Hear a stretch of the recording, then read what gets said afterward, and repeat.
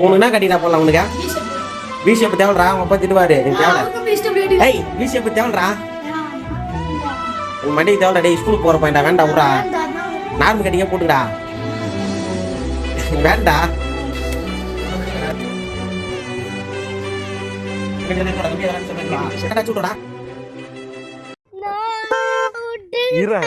நான் தெரிஞ்ச பையன்தான் தூக்கின்னு வந்துட்டாங்க. நாங்கள்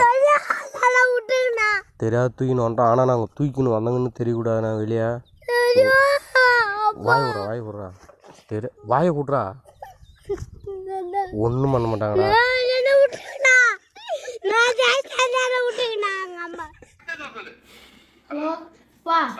நான் இஷ்டப்படி தானே அடிக்க சொன்னா வித்து பாப்பாங்க எல்லாரும் அடிக்க